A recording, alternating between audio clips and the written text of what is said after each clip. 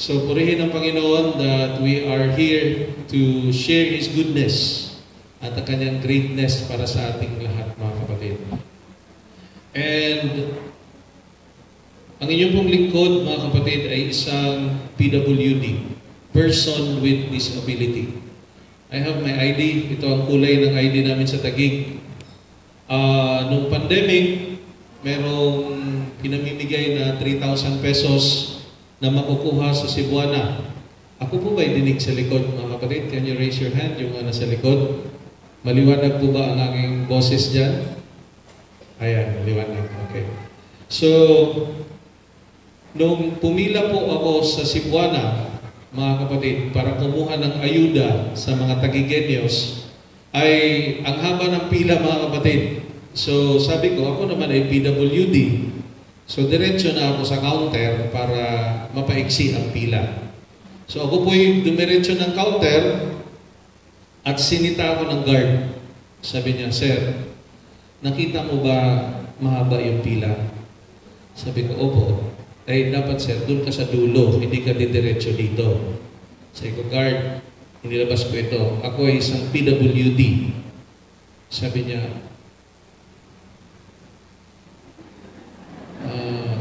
"Sir, pwedeng matanong, ano ang kapansanan mo?" Muntik na akong matempt, mga kapatid, na biruin sa utak. Kaya mag-ingat-ingat ka sa akin, brad. Ang aking disability, mga kapatid, ay depression. Ako ay kabilang sa psychosocial, depression survivor ang inyong lingkod. Pero alam niyo po, kung dumanas ka ng anxiety attacks, depression, it always has the tendency na bumalik. Pero the Lord has shown me ways kung paano i-handle ang mga ganitong karamdaman. So this morning, kung merong dumadanas sa inyo ng ganito, or maaring hindi nyo alam na may ganito kayo, this is an awareness for all of us. So kami po inibitahan ng SSD to be in Bacolod sa Mental Health Summit. Kami po ang kanilang official singers last February, last year. At pinag-share kami doon ng aming story, kami na rin ang mga singers. So mga kapatid, meron po akong TikTok ministry at nire-reach out ko po ang mga suicidal people at may mga anxiety attacks. So, pakita ko lang po, since ito po ay GC, meron akong GC na composed of this kind of people na katulad ko. Meron ditong isang, kaya bang i-zoom? Patay. Ayan, sabi niya, "Good evening po. Ngayon lang ako nakanood ulit sa inyong live. Kaya umuwi ako ng Laguna para mag-work dahil hindi ako nakakapanood ng inyong live dahil walang signal sa lugar niya sa Cavite. So nag-move siya ng Laguna." Ayan. So praise the Lord. Ganun siya ka-interested na manood ng aming live. Next, brother.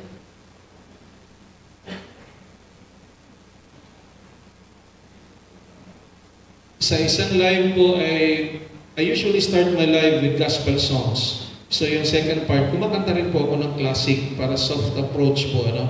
Pero habang kumakanta ka ng mga inspirational music, ay hindi maiwasan na ma-expound mo at nakaka-inject tayo ng ating doktrina. At pinatunayan namin ang Sabbath ay Saturday. So sabi ng isang Ilocano na member ng GC, "Ano po ang requirements para maging member ng Seventh-day Adventist?" So, by asking this kind of question, I assume siya po'y nai-interest na sa ating religion, mga kapatid. So, next, brother. Ayan. Sabi ng isang member ko po sa GC, "Na-save niyo po ang buhay ko." Alam niyo, mga kapatid, huwag kayong mag-joke sa mga taong suicidal. Nag-away siya ng kanyang misis at sabi ng misis niya, "Magpakamatay ka na lang kaya." Kaya ang ginawa ng lalaking ito, na mabiro ito, mga kapatid. Pero nagtaka ako, ilang araw nang hindi active sa GC. Yun pala, ay umakyat sa 7th floor. Siya ay OFW sa Taiwan. And he's about to jump. Bago tumalon, nag-message muna sa kanilang principal. Ako po yun. Principal ang tawag nila sa akin. So sabi niya, Sir, pwede bang ikaw ang kumanta sa burol ko? Eh, assuming na siya po ay komedyante, sinagot ko ng ayaw ko. Sabi ko, abay, nag-send ng mga emoticon na umiiyak mga kapatid. Kinabahan ako, sabi ko, baka seryoso? Sabi ko, Brad, ayaw ko kasi ayaw kong may mangyari sa'yo. Hindi na na-read mga kapatid yung message ko. At kinukol ko na kasi ako'y ninenervyos na nakakaramdam na rin ako ng anxiety. Baka magpakamatay itong taong ito. Talaga namang panay ang call ko sa kanya mga kapatid, hindi sinasagot. Pero yun pala, the following day, he told me the story. Siya ay nasa gilid na ng akmang tatalon. At nakikita niya yung kanyang cellphone na ring ng ring mga kapatid.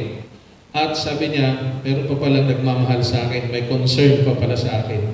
Alam niya na hindi ko siya tinitigilan ng tawag mga kapatid. So the following day, sinabi niya, na-save niyo po ang buhay ko. Sabi ko, Brad, hindi dahil sa akin, kundi talagang hindi ka mapupunta sa langit pag ginawa mo yan.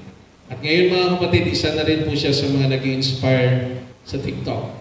So mga kabataan, pagtanungin ko dito kung sino may TikTok sa inyo, alam ko hindi magtataas ng kamay. Pero let's make every social media platform na maging tool sa ating ministry. Walang masama dyan. Depende kung paano nyo gagamitin. So, next bro. Ayan, merong isa doon. Pag Biyernes ng gabi, nagjo-joke-joke kasi GC, they can share their My Day, bagong video sa YouTube, mga jokes, ganyan eh, GC. Pero ang mga taong ito may pinagdadaanan, mga kapatid. So, sabi ng isa, Happy Sabbath po sa lahat. Hindi naman ito Sabadista, mga kapatid. Pero nag-Happy Sabbath, nakakatuwa. So, ayan, yung iba sasagot na Happy Sabbath, Happy Sabbath. Next bro, next slide please.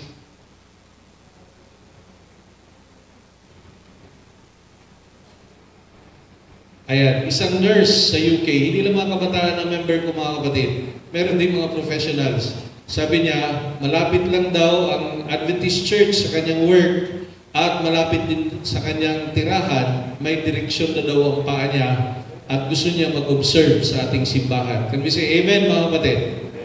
Amen. Next po. Sabi ng isang OFW na nagtatrabaho sa Malaysia, soon I belong to be a certified Adventist. Sabi niya mga kapatid. And that was about 3 years ago. Alam niyo po, after a year nung sinabi niya ito, nung siya umuwi, siya ay nagpabaptize mga kapatid, kasama ang kanyang kapatid. So, purihin ng Panginoon, may nagbunga po sa ministry na ginagawa ng Friends for Life sa TikTok. Not only that, salamat po, ang ating, reveal ko na ang isa sa aking pinapahulaan kanina. Ang ating soundman, pwede ba tumayo si Brother Ronel? Siya po ay nabaptize. Member po siya ng GC at inalaw ng Panginoon na maging kasama namin siya sa grupo, mga kapatid. So purihin ng Panginoon, ginagamit po ang, siguro ang mga taong ito ay meron silang confidence sa akin na gusto nilang mag-share ng kanilang mga nararamdaman, ng kanilang parang close sila sa pakiramdam sa akin dahil niisip nila siguro ang taong ito nakakaintindi dahil nagkaka-anxiety din tulad ko. So, ang gusto kong sabihin sa inyo mga kapatid, siguro tanong ninyo ngayong umaga, bakit ako na-depress? Mukha naman akong chubby, mukha naman akong okay, no? Bakit kaya ako nagkasakit ng ganito? Yun ang gusto kong sabihin sa inyo ngayong umaga. I grew up na mula grade 1 hanggang high school, mga kapatid. Ang papa ko ay laging abroad. Ang mga kontrata sa abroad noon, pagsiman, 2 taon, 1 taon. Tapos sa Mindanao pa kami nakatira, mayong mayong adlaw ipapahulay sa mga Bisaya. Na may Bisaya dere? Dagdahan. Okay. Lahat ng Bisaya present mamaya ha. Pero kahit hindi Bisaya, sana bumalik po kayo. Marami pang story mamaya mga kapatid. So, nangyari ay, we were in Mindanao. So, bigyan lang ng tatay ko ng 2 linggong bakasyon. 3 araw pa ang biyahe ng barko noon. From Manila to Usami City, kung saan ako lumaki. At ilang araw na lang matitira, travel ulit siya to Manila.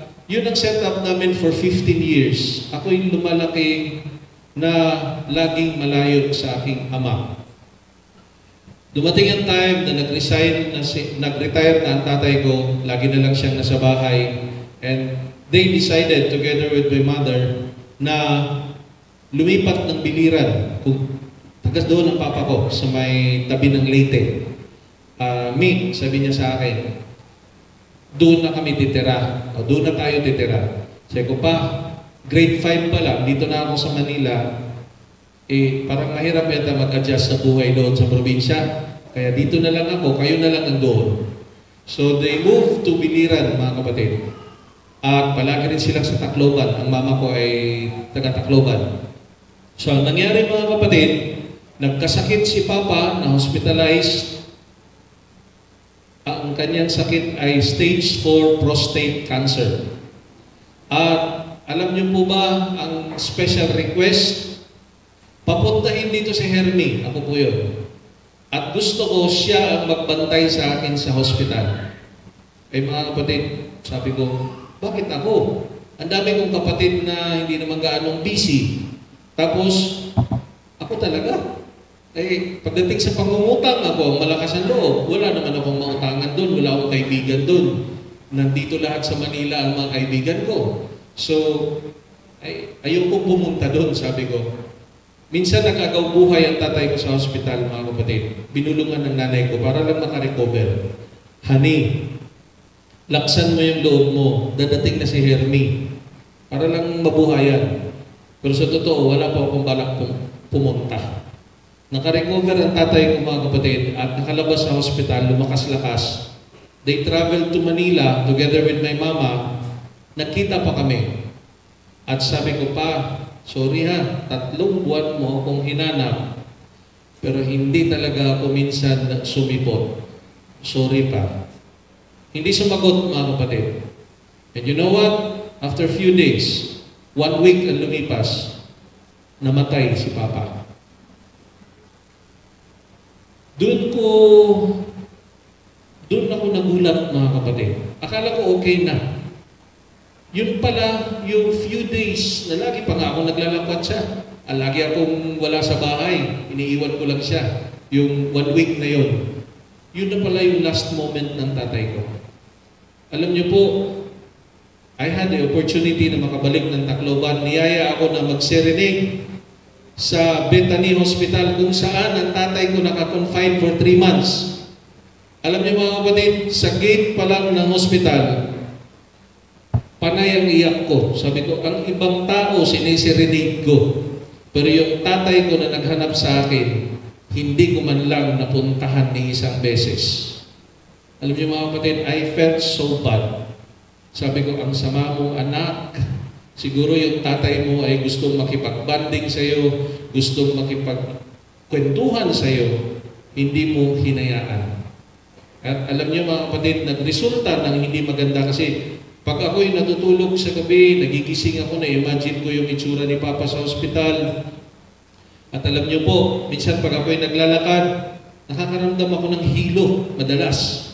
Tapos pag mag-CR, madalas sa CR, nagpapalpitate. Sabi ko, ano kaya itong pakiramdam nito? Parang bago ito sa akin. Ito pa ang malala. Pag lulubog na ang araw, ako po'y mahilig sa sunset kasi mahilig akong mag-drawing. Ang dinodrawing ko lagi sunset. Ayan. Pero nung time na yun, pag lulubog na ang araw, nalulungkot ako mga kapatid na hindi ko ma-explain. Bakit ako'y sobrang lungkot pag sunset? Ayaw ko ng sunset. Hindi man ako dati ganun. Alam niyo po, nagpunta na ako ng hospital. At sabi nila sa akin, Sir, we suggest you seek a psychiatrist kasi stress po yan. Tayo bang mga Pinoy mahilig tayo sa psychiatrist, mga kapatid? Naku, allergic tayo dyan. Baka i-marites tayo ng kapitbahay na, nagpapapsychiatrist dyan. Ayan. So, pero ako mga kapatid, sa kagustuhan kong gumaling, wala naman akong pambayad sa mga private na psychiatrist. Punta akong PGH, pila ako doon ng kay haba-haba. Finally, nakarating ako ng psychiatric department. Sabi nung nagtatanong, "Sir, meron tayong questions. Kailangan sagutin mo, ha?" "Opo." "May checklist, mga kapatid." Sabi niya, "Sir, may dalawang tao bang nag-uusap-usap dyan sa utak mo?" Sabi ko, "Wala naman po." Okay.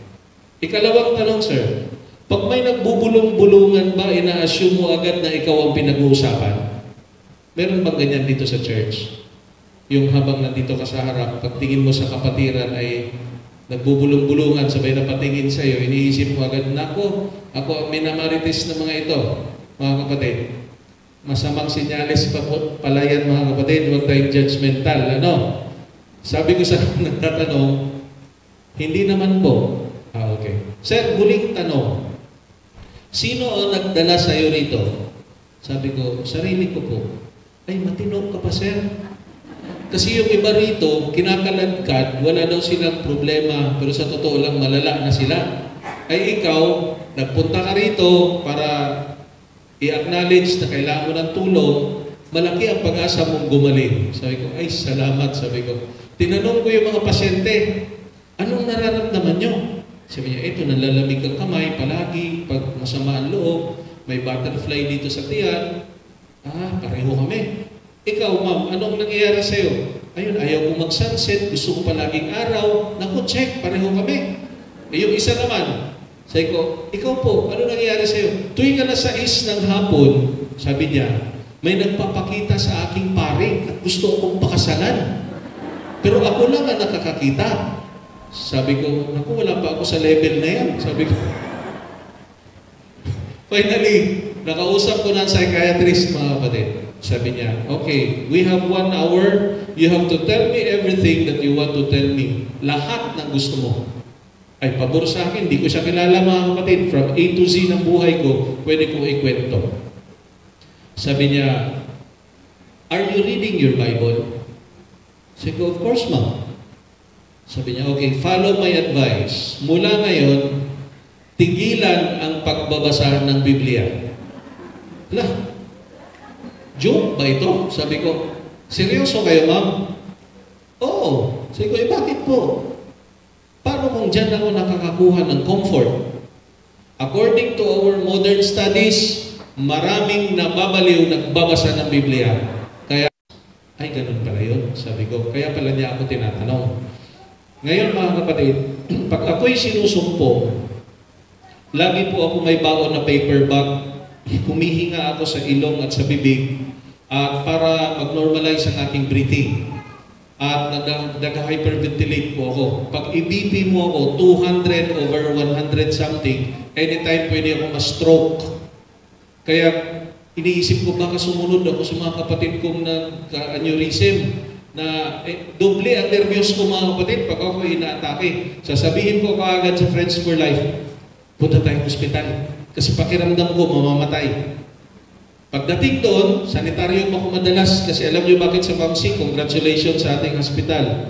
Sa dami ng emergency na pinupuntahan ko, ang hospital natin, napaka-smiling na mga nurses, napakamalumanay na mga doktor. Sa ibang hospital, mga kapatid, ay bubulyawan ka pa ng mga doktor. Para bang lalong lalala yung sakit mo. Pero dyan sa sanitaryo, napaka-courteous. Pag upo ko kasama ang Friends for Life, nagpapalpitin. Nakakita ako ng nurse. Sabi ko, "Ay, my nurse. Salamat, my nurse." Ang mga nurse, hindi ka talaga pababayaan nito. Kahit off-duty, hindi ka pabayaan kasi may oath yan sila. Nare-relax ako dahil may nurse. Maya-maya, okay na ako. Sabi ko sa grupo ko, "Uwi na tayo." "Ha? Wala pang binigay na gamot sa'yo? Wala pang, hindi ka pa nakita ng doktor? Uwi na?" Sabi ko, "Okay na ako. Mahal dito." Sabi ko, "Uwi na." Habang lumalakad kami palayo ng emergency, may bumubulong na. Lagot ka, wala nang nurse. Hala, mga kapatid, magano na naman kasi walang nurse. Balik tayo, balik. Sabi ko, balik. Upo na naman kami doon kasi ganyan na naman. Pagkaupo, Ay, may nurse ulit. Sabi ko, nag-subside ulit. Ay nako, alam niyo yung pakiramdam mga kapatid na kung pwede lang maglagay ako ng tent sa labas ng emergency, gagawin ko kasi I hate the feeling na parang kang mamamatay. Hindi ka makahinga. So, nakakatawa kung hindi mo maintindihan. Pero alam niyo mga kapatid, kung may kapamilya kang ganito, kung may kaibigan ka, ayaw na ayaw naming sabihan kami ng, ang OA mo naman. O kaya sasabihan niyo, imagination mo lang yan bro, parang hindi totoo yan. Kasi pag ikaw ay close friend namin, tapos sasabihan mo kami ng ganyan na hindi ka nakakaintindi, pakiramdam namin, tinatraidor mo kami. Kaya dapat, ang approach dyan, umupo ka sa tabi niya, itap mo lang, Brad, sister, kwento ka lang, willing akong makinig. Andito lang ako para sa iyo. Ay nako, mga kapatid, hindi mo man masolve ang problema niya. Kung makarinig kami ng ganyan, napakalaking comfort.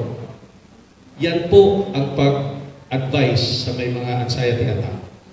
Pero alam niyo po, nanunood ang Friends for Life ng comedy. Tawa sila ng tawa. Sabi ko, ba't kaya hindi ako natatawa? Ang babaw lang naman ang kaligayahan ko. Tapos, dati, pag nagta-travel ako ng EDSA, nakakita ako ng mga billboard, nag-i-enjoy ako doon. Pero nung time na yun, wala. Dahil lahat. Parang may mabigat na bato dito na hindi maalis, mga kapatid. So there's something wrong with me talaga. I needed someone who is very credible sa tingin ko. Ang masama kong ugali, mga kapatid, kahit anong advice ibigay mo sa akin, kung sa tingin ko hindi ka credible, hindi ako nakikinig. Kunyari lang ako nakikinig. Kaya gusto ko yung talagang tingin ko, paniniwalaan ko. Kaya may nagsabi sa isip ko, punta ka ng AUP. Travel ako ng AUP, mga kapatid. I had 17 attacks within 2 months. Imagine niyo yan, mga kapatid. I was taking antipsychotic drug na fluoxetine for chemical imbalance ng brain. At sinabihan ako ni Doc Bart sa Mamsi, Brother Hermie, alam ba ang iniinom mo? Antipsychotic na ito. And if these attacks will continue, Brother Hermie, nakakaganyan yung sakit mo. Yan ang malungkot na katotohanan. Ay ayaw kong mag-concert sa loob ng mental hospital, mga kapatid. Kaya gusto ko talagang gumaling. Sabi ko, punta ako ng AUP. Commute ako from Taguig to AUP. Pagdating doon, hapon, hinanap ko ang psychology department. Sila yung makakaintindi sa akin. Pero wala akong specific na tao na kakausapin. Nagtanong ako, sino po ang pinaka-head ng psychology? Si Dr. Arman Fabella. Kilala niyo, mga kapatid. Dr. Arman. Kilala yan ng mga nag-AUP. Siya yung naging admin at head niya ng psychology. Inintay ko, mga kapatid. Nung dumating, sabi niya, what can I do for you, brother? Sabi ko, Doc, I believe you are the right person who can help me. Sabi niya, alam mo ba bro, may bayan dapat ako, professional fee. Pero since you traveled from Taguig going here, bibigyan kita ng 30 minutes, libre, bilisan mong magkwento. Ay, binilisan ko magkwento, mga kapatid, wala akong pera, wala akong pambayad sa kanya. Mula nung hinanap ako ni Papa, yung mga ataking nangyari sa akin, yung mga galit ko sa doktor, yung mga lahat, kininto ko. Sabi niya, oh bro, tapos na oras natin, ako naman. Sabi ko sa sarili ko, ito na yung advice na hinihintay ko. Sabi niya, Brad, makinig kang mabuti. The hurting truth is, maglupasay ka man, umiyak ka man ng dugo, hindi mo kailanman maibabalik ang tatay mo. And you have to accept that. Napayuko ako, mga kapatid, tama. Hindi ko na mababalik si Papa. Sabi niya, nanay mo ba buhay pa? Sabi ko, opo. Makinig ka ha. Lahat ng mga gusto mo pagbawi na gawin sa tatay mo na hindi mo na pwedeng gawin, gawin mo sa nanay mo dahil yan ang buhay. Mga kapatid, nagliwanag yung isip ko. I still have my mama. Pwede kong i-concentrate sa kanya ang pagmamahal. Tinanggap ko, mga kapatid. Alam niyo po, sabi niya pa, yung doktor na kinagagalitan mo, pwede mo rin isipin, mamamatay tao ba yan? O nagkamali lang, tulad natin, nagkakamali. Sabi ko, hindi naman killer yung doktor na yun, kilala ko ngayon eh. So, pinatawad ko rin, mga kapatid. Alam niyo po, natapos kami mag-usap. Paglabas ko sa office niya, sa may Finster, sa may AUP, sunset na. Ano dapat ang nararamdaman ko pag sunset, mga kapatid? Nalulungkot, di po ba? I want to praise God. It was an abrupt healing. Paglabas ko sa opisina, sabi ko, ang ganda ng sunset ng AUP. Alam niyo mga kapatid, yung mga galaw ng dahon, na-appreciate ko, yung simoy ng hangin, napaka-fresh. Hindi ko naman first time magpunta ng AUP, pero ang ganda ng surroundings. Naalis yung bigat. Sabi ko, yun pala ang sekreto, no? Acceptance, move on, ibigay lahat sa Panginoon. Mga kapatid, ang tanong ko sa inyo ngayong umaga, tanong to sa lahat, nagigising ka ba ng alas 2 o alas 3 ng madaling araw? At lagi mong binabalikan yung isang kahapon na bumabagabag sa iyo hanggang ngayon. Maaring tragedy sa pamilya, maaring hiwalayan ng boyfriend or asawa, or kung anuman ang nangyaring failure sa iyo. Mga kapatid, tanungin ko kayo, gusto ko magtaas kayo ng kamay. Mahal ba tayo ng Panginoon? Sino naniniwala na mahal tayo ng Panginoon? Lahat, no? Ang tanong, gusto ba ng Panginoon na pinaparusahan mo yung sarili mo? Ha? Hindi. Stop punishing yourselves. You have to let go. Kung ano man yang bumabagabag sa iyo, hindi man tayo mayaman materially, no? Pero kung may Diyos ka sa buhay mo, we are confessing that, yes, I am a Christian. Pero ang tanong, do you really trust that God can do something for you? This morning, this is an evaluation moment for each of us. Nagtitiwala ka ba talaga na may magagawa ang Diyos sa iyo? We are prayerful. Lagi tayo nagpipray. Bago matulog, pagising, pag may problema, nagpipray. Bago mag-pray, kunot yung noo, pero after the prayer, kunot pa rin yung noo. Kasi parang ritual lang. Mga kapatid, one thing I learned nung ako'y nagkasakit dito. Ang anxiety ay bunga ng kakulangan ng pananampalataya. Kung ikaw ay mahigpit ang pananampalataya sa Panginoon, yes, mag-worry ka din, pero sandali lang, sasabihin mo agad yan, Lord, ikaw ang bahala nito. Lord, sa'yo na ito. You always have the reason na i-comfort mo ang sarili mo because you believe in God. Mga kapatid, amidst the social media influence, nagbabanding tayo together with our wife, with our family. Pero pagdating sa Jollibee or Chowking, nagtitinginan ba tayo sa mata? Hindi na. Kanya-kanyang inbox. Ano bang latest ngayon sa TikTok, sa YouTube? Ano bang upload ni Pugong Bihero? Mga kapatid, wala na tayong time na ipakita kung ano yung closeness natin sa isa't isa.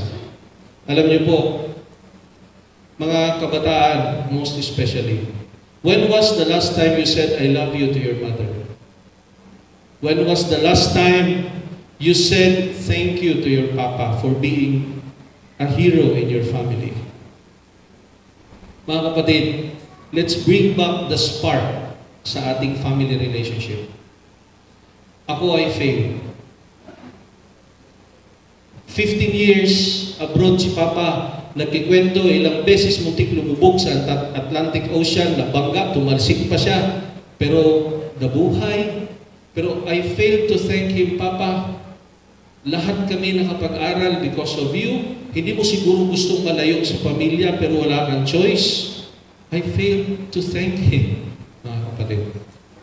Kaya, alam niyo po ba, pag may patay na dito sa church, Yung mga gumagawa mula pintuan palapit, yung sobrang lakas ang iyak, sila yung mga taong maraming pagkukulang sa kanilang mahal sa buhay. Naniniwala po ba kayo doon?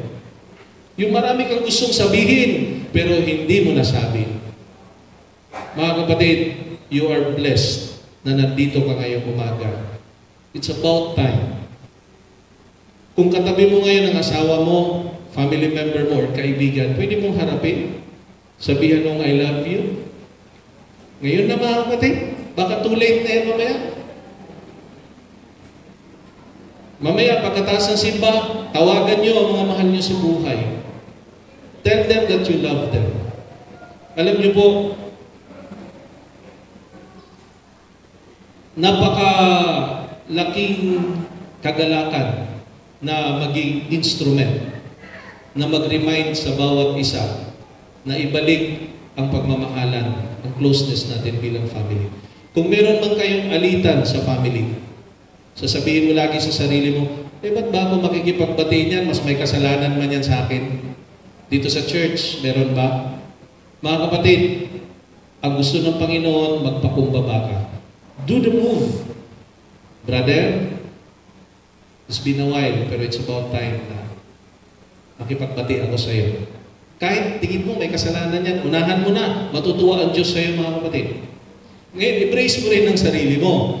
Pag yan ay inayawan ka pa rin, smile na lang at sabihin mo, I've done my part, absuelto na ako, may peace na ako sa heart ko, may peace na ako sa mind ko. Ganon, mga kapatid. No? Hindi yung, ako na nga nakipagbati sa iyo, ayaw mo pa. Lalo lang kayo nagkagulo. Ayan, mga kapatid, no? Kaya, most importantly, let us dedicate our lives to the Lord habang buhay pa tayo. Amen, mga kapatid? At first, I wonder, bakit kaya ako nagkaroon ng anxiety? Napaka-positibo kong tao. Pero nung ma-realize ko ngayon na meron akong TikTok community about 50 people na nagre-reach out ako ng mga suicidal, may mga anxiety attacks, at may mga nabaptize sa kanila, nasabi ko sa sarili ko, inaalaw pala ng Panginoon yung trials. For one day, it will turn out into a blessing. Kung anong pinagdadaanan mo ngayon, mga kapatid, maaring hindi mo talaga kaya halos endure with God. One day, ikaw naman yung mag-a-advise doon sa mga taong nahihirapan. Amen? Kaya mga kapatid, isa pa sa reason na nakita ko sa aking YouTube, ang #1 video ay itong God Understands. Siguro naririnig nyo palagi itong awitin na ito, but you don't know the story behind the song. Kasagsagan ng anxiety attack ko, ang aking kaibigan from US, si Yoni Absede Moray, kapatid ni Pastor Jemuel, she called me, Brother Hermie, I have composed a song for you. Kinanta niya over the phone, God understands your tears, God understands your fears. Sabi, alam niyo, habang naririnig ko, tumutulo ang luha ko. Sabi, kasi yung trust ko na sa mga nurses, di ba? At peace ako sa nurse. Nakalimutan ko may Diyos, mga kapatid. Kaya, sabi ko, makakabuo kaya ng ganito kagandang kanta kung hindi ko dinanas ang ma-depress. Kaya mga kapatid, I have said everything. Ang masasabi ko lang po, Philippians 4:6-7, brother, can we... Pwede ko pong basahin dito sa Tagalog?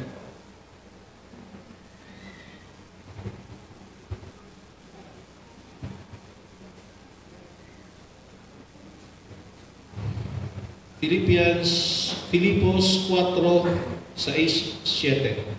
Huwag kayong mga balisa sa anumang bagay, kundi sa lahat ng mga bagay sa pamamagitan ng panalangin at daing na may pagpapasalamat ay ipakilala ninyo ang inyong mga kahilingan sa Diyos. At ang kapayapaan ng Diyos na di masayod ng pag-iisip ay mag-iingat ng inyong mga puso, ng inyong mga pag-iisip kay Kristo Jesus. Mga kapatid, isa din sa natutunan ko nung ako'y dumanas ng anxiety attacks. The greatest wealth in this world is peace. You might have all the money in the world, all the wealth, pero kung wala kang peace, wala rin. And you can only find peace in God. Kung meron mang masilimuot na problema ka ngayon, check ourselves. Do we really have this full trust sa Panginoon? Baka kulang ako sa tiwala sa Diyos. Kaya wala akong peace. Kaya from now on, mga kapatid, I pray to God, magkaroon tayo ng closer relationship with Him. It's about time.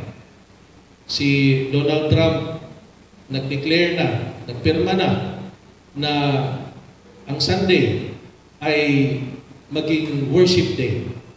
It's the beginning, mga kapatid, ng fulfillment ng mga kulang. Nandun na tayo sa mga oras na ito. At we are so blessed na tayo po ay gagamitin ng Panginoon din na mag-inspire at mag-remind ng iba sa pagtatapos ng kanyang gawain. And I would like to call on my group, Friends for Life. We would like to share to you the song that was composed for my anxiety attacks. Ito po ang awiting God Understands.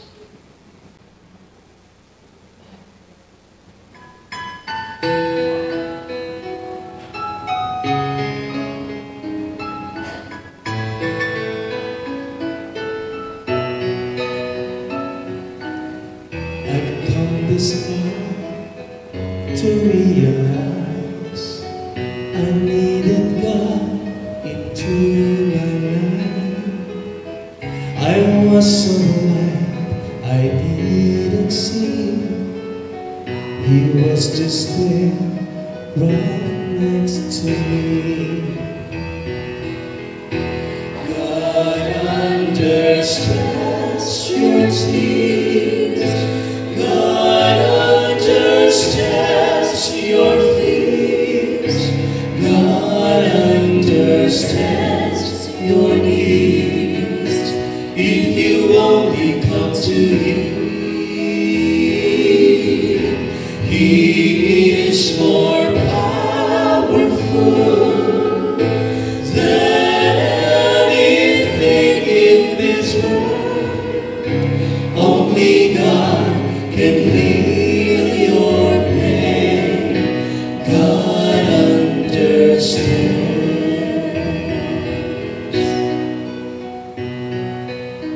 I often ask, oh Lord, why me? These heavy burdens I cannot bear. I was so blind, I didn't see. He carried them so patiently. God understands your tears. God understands your fears. God understands your needs. If you only come to Him,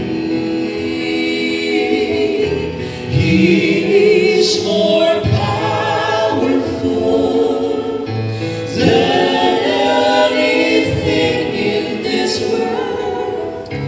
Only God can heal your pain. God understands.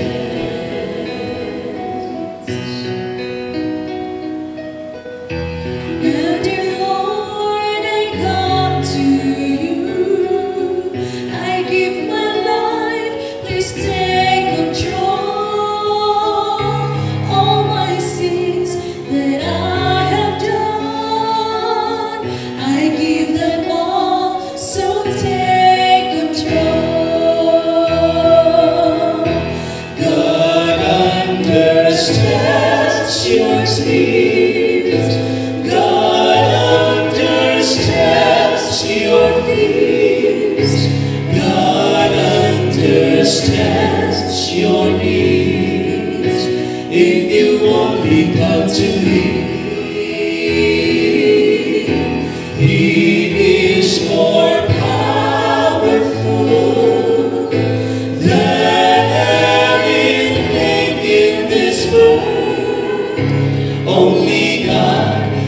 heal your pain.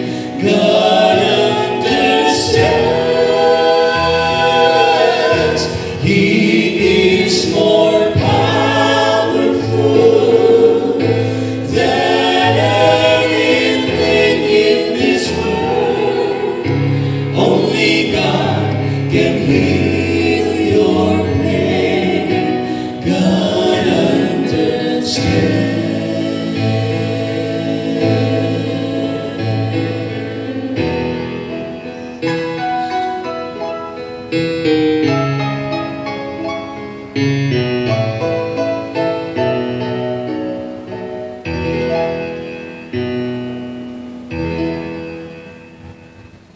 Ang inyong pong lingkod ay hindi po doktor, hindi po psychiatrist, but if you think na kailangan po ako makatulong sa inyong sitwasyon, please don't fail to ask our contact numbers. We have our calling card with us.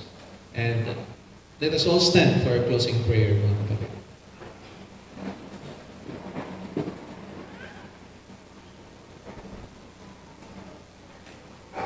Ama naming makapangyarihan sa lahat, mapagmahal, Panginoon, maraming salamat sa umagang ito na kami po ay na-recharge sa aming pananampalataya.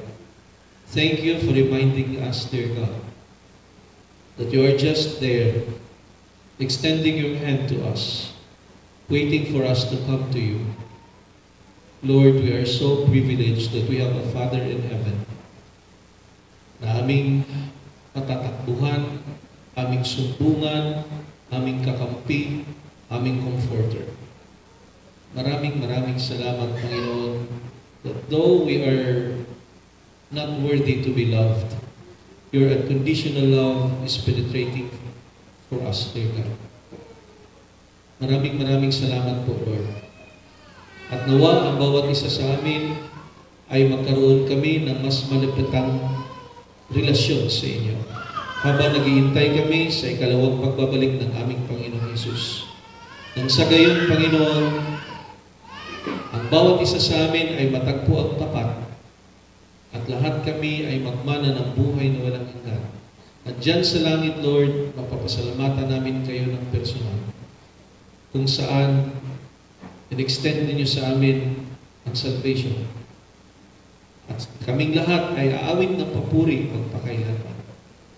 At alam namin, Lord, dyan sa langit, wala ng anxiety, wala ng separation, walang kamatayan, wala ng anxiety attacks. Lord, we know this very moment that the peace that we are longing for can only be found in you. Kaya nawa, Lord, ang bawat isa sa amin, matuto na laging magkaroon ng constant communion with you. Maging mapagpasalamat ang bawat isa, hindi lang kami tatawag sa panahon ng pangangailangan, kundi magpapasalamat kami sa happiness na meron kami, and help us to appreciate every little things na binibigay ninyo sa amin, Lord. Lahat ng ito'y aming dinadalangin, kasama ng kapatawaran sa aming mga kasalanan. Siya nawa po sa pangalan ni Jesus. Amen. Soon Jesus will return.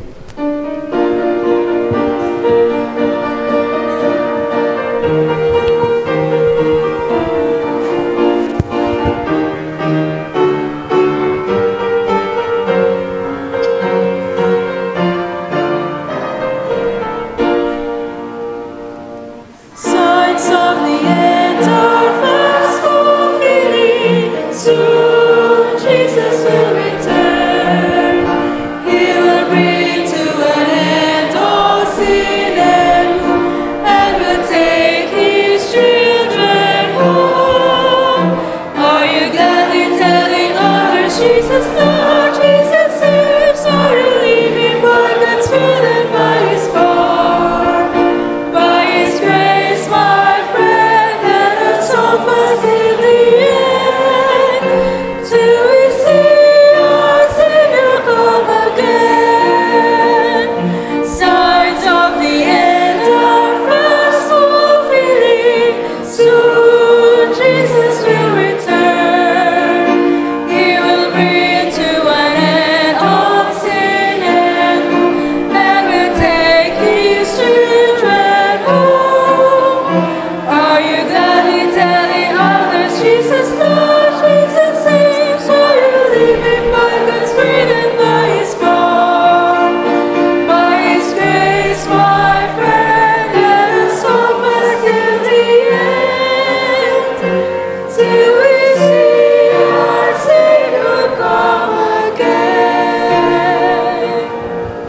Happy Sabbath, everyone.